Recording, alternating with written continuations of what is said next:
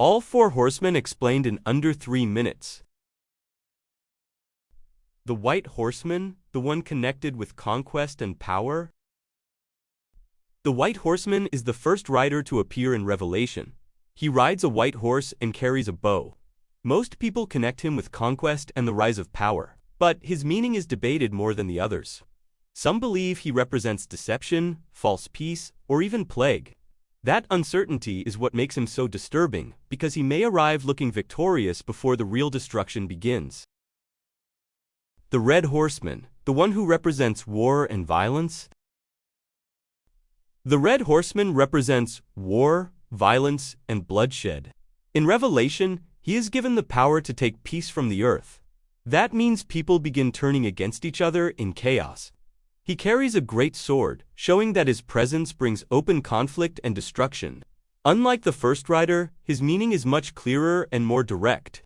Wherever the red horseman rides, fear spreads fast and peace disappears. The black horseman, the one tied to famine and scarcity. The black horseman symbolizes famine, scarcity, and economic suffering. He carries scales, which represent food being measured and sold at extreme cost. His arrival means people no longer live normally, but struggle just to survive.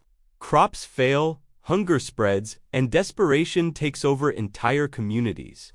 This horseman is terrifying because his destruction is slower and more painful. He represents a world where even basic needs become impossible to afford. The pale horseman, the one who represents death itself. The pale horseman represents death itself and is the final rider of the four. In Revelation, he rides a pale horse and is followed by Hades. That detail makes him feel even more terrifying, because he is not just destruction, but the final consequence of it. Conquest, war, and famine all lead to this rider in the end. He stands for the last stage of collapse, when survival is no longer possible. That is why the pale horseman is often seen as the most feared of them all.